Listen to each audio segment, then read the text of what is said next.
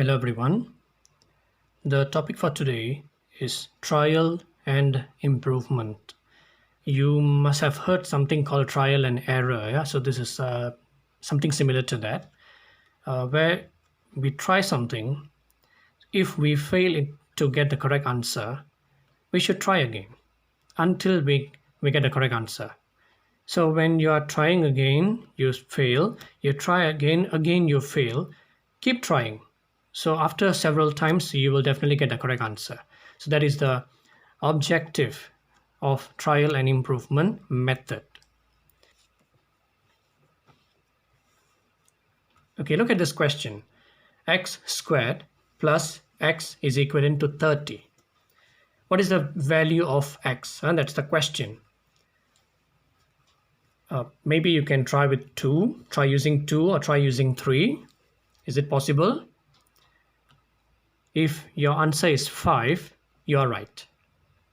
Because 5 squared will be 25 plus another 5. Okay, it will be 30. 25 plus 5 becomes 30. So the answer for this question is 5. So now, how did you actually find the answer? What method did you use? That's called trial and improvement method. Because we try using 2, our answer is wrong. We try using 3, our answer is wrong. Then we try with 5 and the answer is correct. Let's move on to checkpoint level question. Okay, I'm going to show you the method, the technique that you're supposed to use for this topic in checkpoint exam. You are required to use calculator because checkpoint questions for this part usually involve decimal numbers. Okay, this is a question. Find the answer for this equation. Maybe you'll think that, okay, there is no square. This is a linear equation. No. When we are expanding it, x times x, it becomes x squared minus 2x is equivalent to 60. So this is actually a quadratic equation, not a linear equation. So keep this in mind. Okay. In checkpoint exam, you will be given a table. Sometimes they will just give you 1 or 2 things to start with, to give you an example on how to begin with. Here I'm giving you two examples. Okay. Let's try to put 6 here. Okay, 6 bracket another 6 minus 2. Okay, so it's going to be 6 and a 4 inside a bracket. So that's why it is considered 6 times 4. So it's going to be 24. 24 is not equivalent to 60. It's too small. So we have to write too small here. It's a must. You have to write too small. Okay, when we are trying using 6, we are getting 24. So we can try using maybe a bigger number. We can try using 8. So 8 times 6. When you replace the numbers here, when you replace the x with the number 8, you will get 48. 48 is still too small. Okay, so now what you have to do, when you try up to 8, you still couldn't get 60. So you have to go a little higher, bigger number. You can try using 9, you can try using 10, so it depends. Okay, let's continue using 9 here. So when we are replacing the x using 9, so it's going to be a 9,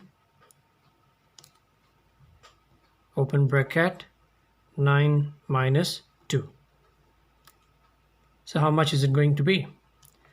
9 times a 7 inside a bracket, so 63. So when you're using 8, we are getting 48. When we use 9, we get 63.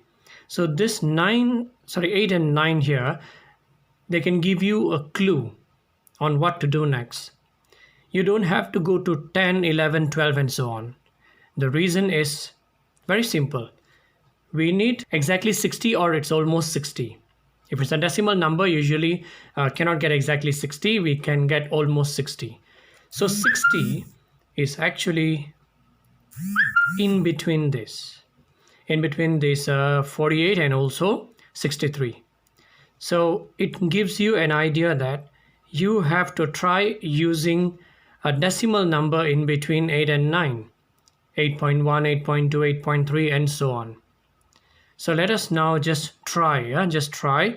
Okay, we're using 8.3 for example, because when we are using 8 we only get 48, right? I don't think when we are using 8.1 we'll get 60. So we just try with 8.3 for example.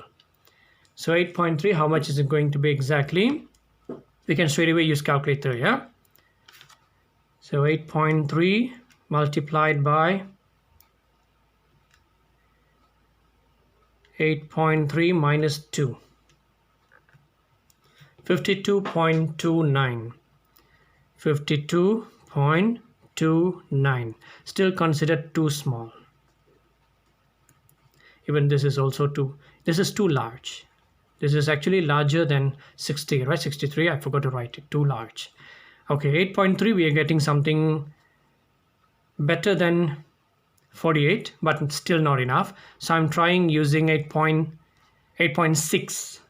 Okay, when I'm using 8.6, it's going to be